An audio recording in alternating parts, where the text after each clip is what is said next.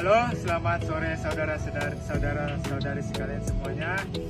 Sini saya sebagai ketua kelompok dari kelompok 8 dan juga berperan sebagai moderator. Di sini saya akan memperkenalkan nama-nama kelompok saya. Yang pertama, saya sendiri Joni Manuel MT Sitorus. Kedua, Subak Abdi Rahmat Nur Ainun. Ketiga, Banu Samuel Malau. Keempat, Samuel Afrianto Simbolon. Kelima, Eli Ardensa Lubis. Keenam, Metodi Samsu Sirait. Ketujuh, Rido Sidaputar. Keenam, Isla Kenanga Putri. Kedelapan, Isla Kenanga Putri.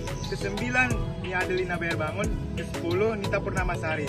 Nah, selanjutnya saya akan mempersilakan pembawa materi pertama, yaitu yang bernama Eli Ardensa Lubis. Terhadap Eli Ardensa Lubis, saya persilakan. Selamat sore, saya Eli Ardensa Lubis selaku pembicara pada materi pertama dari kelompok 8. Palangkaraya 2 November 2021. Pendapatan nasional merupakan ukuran yang digunakan untuk memperhitungkan perekonomian negara, untuk menyampaikan gambaran wacana perekonomian negara dan uang yang dicapai, taraf aktivitas ekonomi yang dicapai oleh negara, dan perubahan serta pertumbuhan ekonomi dari tahun ke tahun. Sederhananya, pendapatan nasional merupakan nilai barang dan jasa yang diproduksi oleh suatu negara selama periode waktu tertentu. Sekian dan terima kasih. Halo semuanya, saya Joni Manuel MT Sitorus sebagai pembawa materi kedua. Yaitu pembawa materi kedua ialah faktor-faktor yang mempengaruhi pendapatan nasional.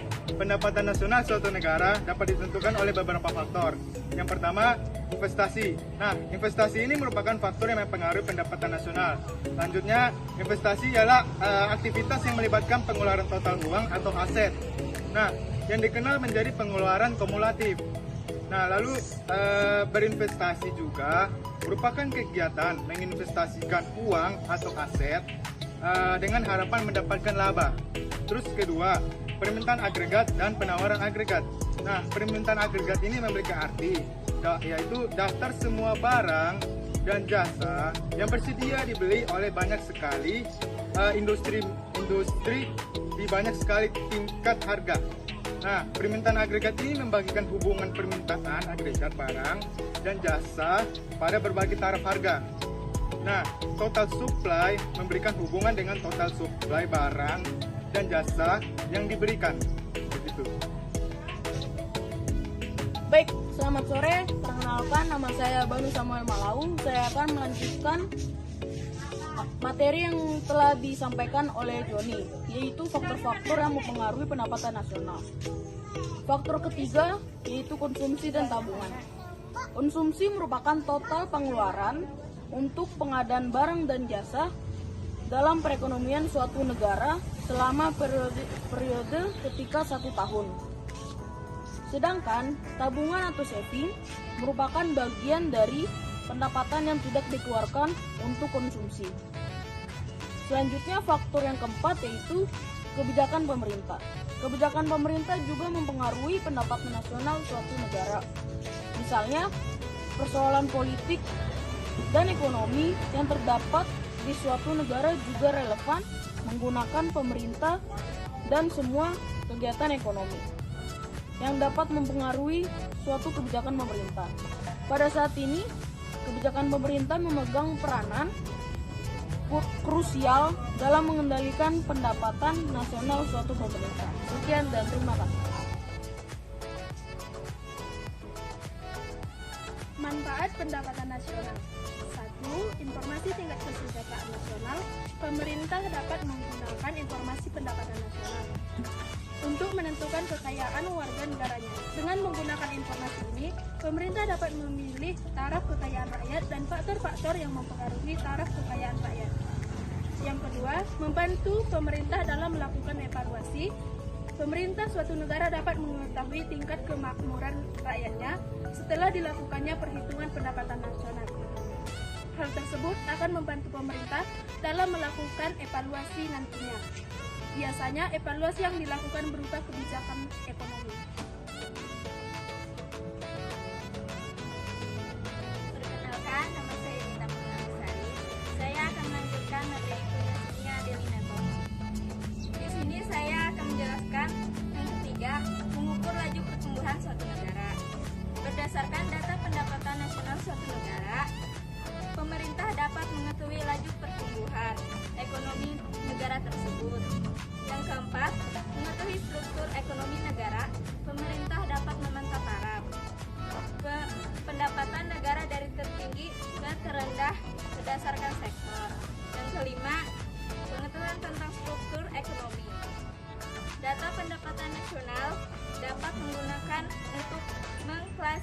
mengintegrasikan negara-negara yang berorientasi industri pertanian atau jasa. Contohnya, jika kita menghitung pendapatan nasional, kita menemukan bahwa Indonesia ialah negara pertanian atau agraris. Oke, perkenalkan, nama saya Misla Kananga Putri. Di sini saya akan melanjutkan materi yang telah dibawakan oleh teman saya, Dita Purnamasari. Yang keenam, menentukan kontribusi berbagai sektor ekonomi terhadap pendapatan nasional. Sektor-sektor yang memberikan kontribusi terbesar pada negara, contohnya pertanian, pertambangan, industri, perdagangan, dan jasa. Data ini juga digunakan untuk membandingkan kemajuan ekonomi dari waktu ke waktu. Sebagai dasar untuk membandingkan ekonomi antar negara atau wilayah dan merumuskan kebijakan pemerintah. Oke, untuk materi selanjutnya, konsep pendapatan nasional. Konsep pendapatan nasional pada dasarnya dibagi dalam 6 kategori, yaitu yang pertama, produk domestik bruto atau GDP. Produk domestik bruto adalah jumlah produk bisa berupa barang atau jasa yang didapat oleh beberapa unit produksi pada suatu wilayah, negara maupun domestik selama periode tertentu. Untuk rumusnya ada GDP sama dengan pendapatan rakyat dalam negeri ditambah pendapatan asing dalam negeri. Dalam perhitungan GDP, barang beserta jasa yang didapatkan. Oke, baik. Di sini saya akan melanjutkan materi teman saya, yaitu yang kedua, produk nasional bruto atau GNP. Produk nasional bruto artinya nilai barang atau jasa yang didapatkan oleh penduduk dari suatu negara atau nasional selama periode eksklusif.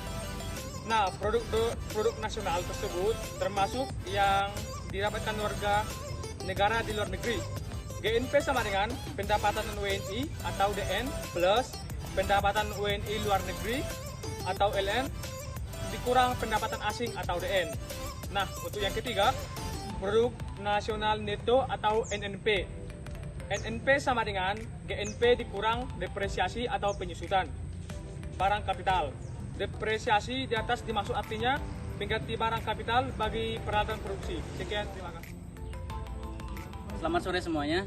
Perkenalkan, nama saya Abdirrahman Nurainun. Di sini saya akan melanjutkan materi dari teman saya, metode Samsul Sirait. 4. Pendapatan nasional neto atau NNI. Pendapatan nasional neto atau NNI ini merupakan pendapatan yang dihitung dari hasil balas jasa yang diterima oleh masyarakat yang berperan sebagai pemilik faktor produksi dengan rumus NNI sama dengan NNP dikurang pajak tidak pribadi, di mana pajak tidak pribadi ini adalah beban pajak yang bisa dialihkan kepada pihak lain. Contohnya seperti pajak hadiah, pajak penjualan, dan lain-lain. Nomor 5, pendapatan perorangan atau PI. Pendapatan perorangan atau PI ini merupakan pendapatan yang diterima oleh setiap warga. Contohnya seperti honor seorang pegawai negeri atau pendapatan pengusaha yang didapat secara berantai dengan rumus PI sama dengan NNI dikurang pajak perusahaan dikurang iuran dikurang laba ditahan ditambah transfer payment, di mana transfer payment ini adalah penerimaan yang bukan termasuk balas jasa produksi namun diambil sebagai pendapatan nasional tahun lalu. Oke, selamat sore semuanya. Perkenalkan, nama saya Samuel Nopranto Simbolon. Di sini saya akan melanjutkan materi yang telah dibacakan oleh teman saya, yaitu Abdirrahman Nurainun, yaitu 6. Pendapatan yang siap dibelanjakan. Konsep ini disebut menggunakan disposable income, ialah pendapatan yang siap dimanfaatkan untuk membeli barang atau jasa komunikasi serta selebihnya menjadi tabungan yang disalurkan menjadi investasi. DI sama dengan PI dikurang pajak pribadi. Pajak pribadi adalah dewan pajak yang tak bisa dialihkan kepada pihak lain, misalnya pajak penghasilan. Oke, materi selanjutnya ialah rumus menghitung pendapatan nasional. Terdapat beberapa metode yang perlu kita ketahui, yaitu 1. Metode produksi. metode produksi. Dengan menggunakan metode ini, pendapatan nasional merupakan jumlah nilai barang atau jasa yang dihasilkan oleh semua sektor perekonomian negara. Dia sama dengan unit 1 kali harga 1 tambah nilai tambah atau unit 2 kali harga 2 tambah M nilai tambah atau unit N X kali harga N. Selamat sore, perkenalkan nama saya Rido Sidaputar. Saya akan melanjutkan materi yang dibaca oleh teman saya tadi, Samuel Afrianto Simbolon. 2. Metode pendapatan. Dengan menggunakan metode ini, pendapatan nasional merupakan jumlah pendapatan yang diterima oleh semua sektor perekonomian negara pada periode tertentu. Contohnya 1 tahun, Y sama dengan range tambah W tambah interest atau ketertarikan tambah profit. 3. Metode pengeluaran. Dengan menggunakan metode ini, pendapatan nasional merupakan jumlah pengeluaran yang sudah digunakan oleh semua sektor perekonomian. Y sama dengan C tambah I tambah G. Ya. Oke, selamat sore. Kembali lagi kepada saya Johnny Manuel MT Sitorus. Di sini saya akan membawa materi lagi, yaitu laporan pendapatan nasional Indonesia tahun 2021. Oke. Berdasarkan laporan dari Kementerian Keuangan bahwa pendapatan nasional negara Indonesia di tahun 2021 memiliki pertumbuhan yang baik dan juga didukung dari tumbuhnya penerimaan pajak. Nah, kepabeanan dan juga cukai dan juga terdapat dari penerimaan negara bukan pajak PNBP. Menteri Keuangan Menkeu Sri Mulyani Indrawati menjelaskan bahwa hasil pendapatan nasional negara Indonesia sampai dengan 31 Agustus mencapai hingga Rp 1.764,4 triliun yang terdiri atas dari penerimaan pajak sebesar Rp 1.171,8 triliun. Nah, penerimaan kepabeanan serta cukai sebanyak Rp 206,2 triliun dan juga PNBP sebanyak 386 triliun. Nah, dari Menteri Keuangan Menkeu Sri Mulyani Indrawati mengemukakan bahwa kalau kita lihat penerimaan pajak tahun ini memang eksepsional, ungkap Menkeu pada konferensi pers APBN kita secara daring. Terima kasih, sekian. Oke, kembali bersama saya. Perkenalkan, nama saya Mitodi Samsul Sirait. Di sini saya akan melanjutkan materi yang telah dipaparkan teman saya, yaitu Johnny Manuel Sitorus, tentang laporan pendapatan nasional Indonesia pada tahun 2021. Kinerja penerimaan pajak yang sangat baik pada periode Januari sampai Agustus 2021 ditentukan oleh 4 hal, yaitu tren peningkatan harga komoditas, pertumbuhan ekonomi yang ekspansif, basis yang rendah pada tahun 2021, dampak pemberian bonus fiskal, serta adanya dampak implementasi undang-undang harmonisasi peraturan perpajakan. Sekian, terima kasih. Oke, kembali lagi bersama saya Nusra Putri. Di sini saya akan melanjutkan materi yang telah dibawakan oleh teman saya, Mitodi Samsul Sirait. Sementara itu, pertumbuhan positif dari semua komponen pendapatan nasional pada penerimaannya yakin kepandaian dan cukai mendukung naiknya pertumbuhan realisasi penerimaan pada pendapatan nasional. Bea masuk tumbuh 32,6%, ditunjuk dengan tren pemulihan kinerja impor pendapatan nasional terutama di dalam sektor perdagangan dan industri. Dari itulah cukai juga tumbuh meningkat sebanyak 21,4% yang dipengaruhi oleh asal aktivitas kebijakan tarif aktivitas, supervisi dan juga bea keluar tumbuh sebesar 83,4%. Didorong asal tingginya harga komoditas, kenaikan tarif bea keluar produk kelapa sawit dan volume ekspor. Terima kasih. Perkenalkan, nama saya Nia Adelina Purbangun. Di sini saya akan melanjutkan materi. Selain itu, kinerja PNBP sampai dengan bulan Agustus 2021 mengalami kenaikan yang didukung oleh meningkatnya pendapatan berasal semua komponen PNBP kecuali dari pendapatan BLU. PNBP SDA migas juga tumbuh naik sebesar 92,9% yang disertai oleh realisasi ECP pada jangka 8 bulan terakhir. PNBP SDA non migas juga tumbuh naik sebesar 100% didukung dari kenaikan harga kebutuhan produksi batu bara dan nikel yang meningkat tinggi dan pertumbuhan SDA non minerba dari beberapa sektor perikanan, kehutanan, dan panas bumi pendapatan. Kembali bersama saya Banu Samuel Malau, saya akan melanjutkan materi yang telah disampaikan oleh Nia Delina.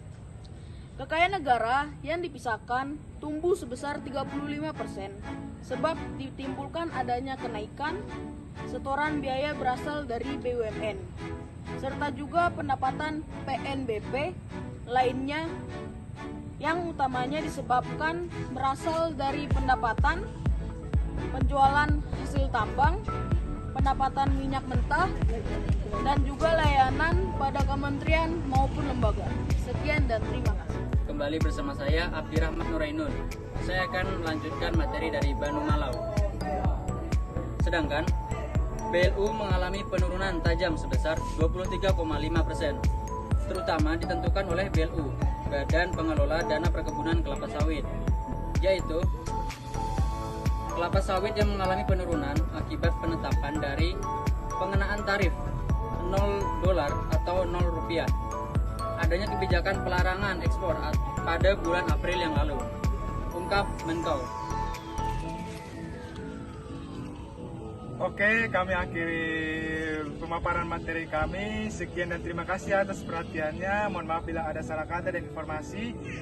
Sekian dan terima kasih dari pemaparan materi kelompok kami, dari kelompok 8.